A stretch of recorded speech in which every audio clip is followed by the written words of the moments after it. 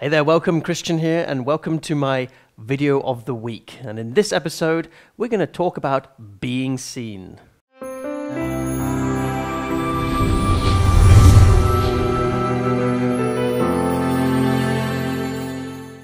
Now, one of the common questions I receive is, how do I become more seen? How do I become less invisible? How can I show up safely and enjoyably, giving my gifts out to the world and not feeling so isolated and alone, disconnected from the world? And what many people don't realize is that if we are to be seen, we must first stand up. What that basically means is we often want to be seen from a place of diminished sense of self. I often talk about a GPS analogy where if we want to know how to get to where we want to go, we need to know where we are and where we wish to end up. But often we can't get to receive the guidance of that if we're hiding in the tunnel and the satellite in the sky can't penetrate the thick wall that prevents us from being able to show up, where the GPS could say, I've got you. I now know where you are, and now I can help guide you to where you want to go. So if we're hiding, if we're in a tunnel, if we're in a diminished state, we cannot be putting out the signal to the universe that says, I'm here, and I'm open, and I'm waiting, and I'm wanting, and I am surrendered, really, to a place of trust, where I am willing to dare expose myself, be vulnerable, share my needs. And from that place, the universe opens up to us. Now, I want to share with you a clip from a Heart IQ Mastery live experience. It's a profoundly touching and, in my mind, a very joyful and funny exchange between me and a participant. And she shares how she doesn't feel the will to live, where she feels it doesn't matter anymore, there's no point.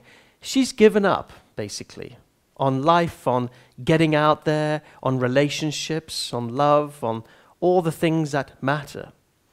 And in my conversation, I speak to this topic of how to be seen and how to let go of this invisible cloak that seems to prevent us from getting access to all the things that we want in life.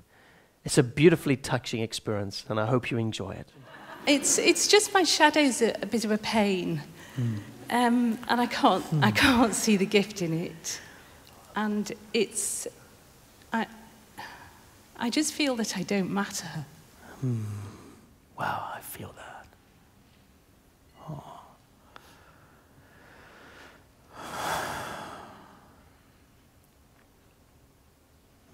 Brings up sadness when I hear you say that.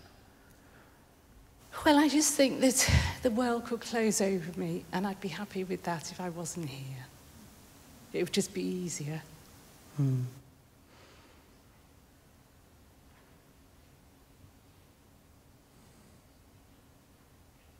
And I think the steward is that I just don't bother anymore. I don't even try. And actually, that's better than trying. Yeah. But it's still not very good. Yeah. I get that. I get that. And right now, as you are interacting with me and everyone is very, very, very present with you, how do you feel? I don't think they care. Do you want to check that out? And would you believe them even if you did ask? Well, I don't think I would. Do you want to see?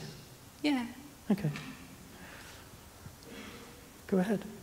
What do I need to do? Ask them. Just say, do you care about me? Do you care about me? Yeah! Really?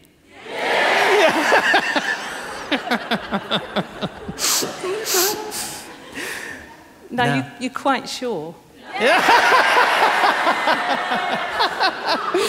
Now, Teresa, the fact that they can care is a result of the fact that you stood up and exposed the feeling that you don't feel you do. If you had stayed in your seat, your reality might have been confirmed. Well, I thought it was going to be because I didn't think I was going to get the microphone. And I was just thinking, well, I don't matter, so what the hell, you know. Yeah, isn't that interesting? And it becomes a self-fulfilling prophecy in the end, doesn't it? Totally, yes. Yeah, because as we fear to be seen and we fear that people won't care, we become invisible. And in our invisibility, we put out an aura that says, don't see me, don't care about me. And then it very much attracts that very energy, which confirms our reality. Yes, definitely. I do a very good job of it. But look what you're doing. In front of 300 people, you've done it differently in this moment. In this moment. There are many, many other moments. There's no such thing as an enlightened human being, just a human being with many enlightened moments. And we have to practice this in each and every single moment of now. Now. Now. So you stood up. Wonderful. Will you stand up? That's the question. And what do you need to access? Well, I don't know the gift in it. In feeling like nonchalant, not caring, or... Yeah, and not mattering. What is the gift? I can't see anything good about it. Well, there's not that there's a gift in not mattering and not caring, but there is a gift in being totally content. See, you're urging on the side of being... See, you have... what you're expressing is a form of giving up. Yes. But I'm saying that on the other side of that, there is contentment. That is, you've experienced what it feels like where nothing matters. Well, yes. That is, in fact, is quite a healthy state to feel when people sometimes are attached to everything mattering. You're on the other side of the scale of somebody who is so needing everything to matter, and they are so attached to the outcome. You are detached. Detached to the point of not caring, but detached nonetheless. So then you have to ask yourself, does detachment have value? Well, it does. There's a source of power and fuel in that ability to let go. But I can imagine that you want peace, but you also want to have some engagement as well. Yes. You can have that too. You can have your cake, and you can eat it. Lucky for you. I think the thing is... But he wants you to put the mic closer to your mouth. You didn't want me to come closer to you. Oh,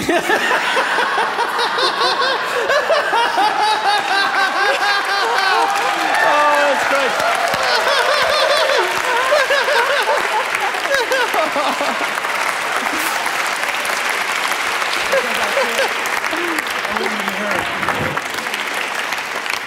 Thank you. By the way, that's Adam, the sound man, that doesn't want you to come back in the room later. See, the problem I have but is before you go into the problem, in that, can you see the gift in detachment? Yes, I can. And a lot of the time, I do feel very, very okay in myself. That's what I'm saying. You have this relaxation about you, even with what just happened just there. It's like, so, you want to come closer to me? If so, great. If not, yeah, whatever. It's all good. Yeah. It's kind of okay. Oh, you want me to ask if they care about me? Okay. Oh, do you care about me? Really? Are you sure? Okay. Yes, yeah, I can see that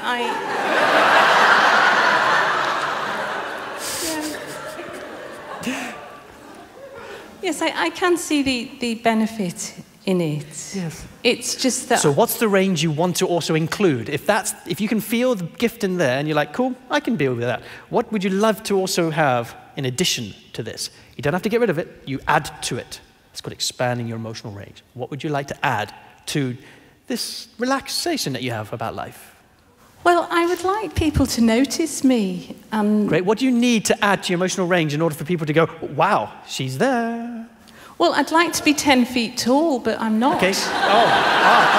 But I heard in your voice, it changed. Did you hear that? I want to be 10 feet tall. Like, boom. your voice upped it, and you felt taller. Yeah. To me. Yeah. Yeah, well, kind of, maybe. I just felt there was more of me. Yes, that feels really good. Now, when you say that, do you feel more engaged? Yeah, I feel there's more of me. Yes. Yes. Yes. And? But how can I... Now notice, that's the Stuart coming in. The Yes. mind kicks in. There's more of me. And then the mind goes, yeah, but how do I access more of me? No, it's not the how. It's there's more of me. What do I want to fill the room? Or how do I now? You know, it's not a question of how. It's you finding out what your heart's longing is. Your practice, if I may be so bold as to share it, is to connect more to longing. Because you're very good at just being with what is. So on one end of this emotional scale, you have contentment, which is very much an Eastern orientation. And then you've got more of a Western, like in America, which is more passion-orientated. Well, those who are very passionate often have difficulty just being content with what they have. They always want more, more, more, more, more.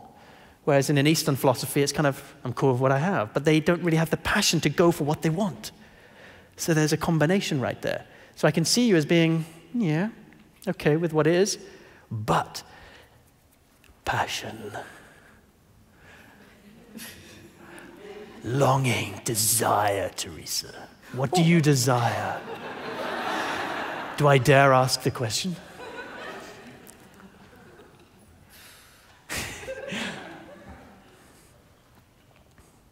Do you have a husband? It's all internal. Do you have a husband? Sorry? Do you have a husband? Do I have? Husband? No. Boyfriend?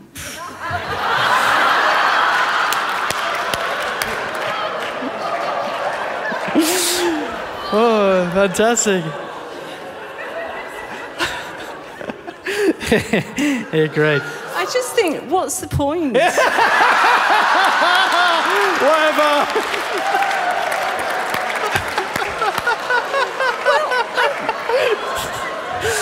Oh, dear. I'm sure many of people in here agree with you. Yeah, no, but what are you passionate about? What am I passionate? I like the internal work that I do. I'm obsessed with that, but I think that might be kidding myself. Okay, so you're passionate about growth. Yes. No, I get that. You wouldn't be here unless you weren't. That's good. Anything else? Food? Well, enough, but... Okay. Enough food. I know, I'm just so content, aren't I? Do you have children? No, thank God. Okay.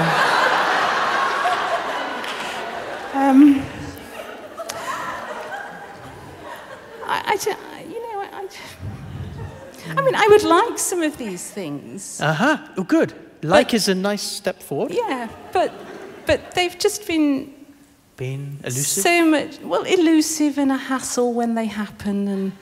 And, you know, like the men I've met over the years, they expect me to cook for them and clean for them. And you know, I'm really not much of a cook.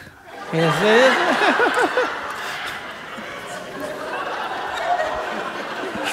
Yes. I'm reliably informed there's a little bit more to a relationship than cooking and cleaning. Well, I think that's the thing. I think that I don't dare believe that I could have what I want. Ah, at last, some truth. Yeah, there are things that I would want, but, you know, do they really exist? Can they really, Yes. Can they really happen? I get it. I get it. That feels true. Yeah. Do you want to believe that you can have what you want? Do you want to connect to the part of you that can deserve to Yeah, let I it in? definitely do. That feels very strong.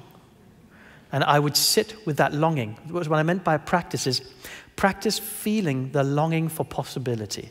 Rather than the longing for something specific, like a man, whatever it is. Feel the longing for the possibility for things to change. Yes, I want my life to expand. That feels really good. You feel right? Boom. Yeah. Yeah. And what I'm saying is practice staying with that. Right. As in like getting up in the morning and thinking deeply into that and letting your heart have that space to feel that longing. Yeah. And that longing is like an invitation to the universe to line things up for you. Yes, I mean, that's what I want. Yes, that's exactly what I want. Wonderful. I just think it's time now. And I think so, yes. I agree. yeah. Teresa, I'd like to end just by saying you are fabulous. I have enjoyed you tremendously. You're fantastic. Check it out.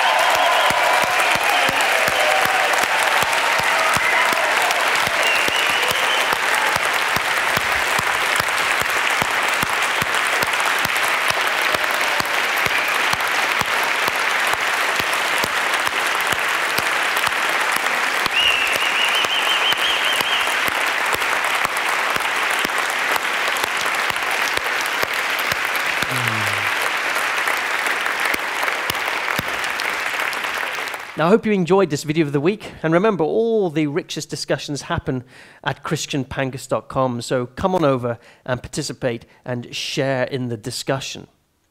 Now, remember to subscribe and pass this video on to your friends. I feel that this message and this work needs to be shared with the world. You have no idea who it can impact and whose lives you can touch by passing this experience on.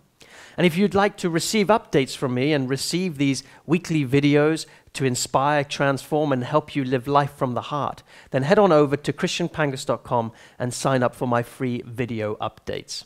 And also, if you enjoy what you're seeing and you want to experience this live in an amplified field and work with me personally, then make sure you register for an upcoming Heart IQ Mastery Live 4-day experiential event where you will learn to access more joy, more connection, more depth than you could ever dream possible. Until next time, be gentle with yourself, and I'll speak to you soon. Take care, everybody. Bye-bye.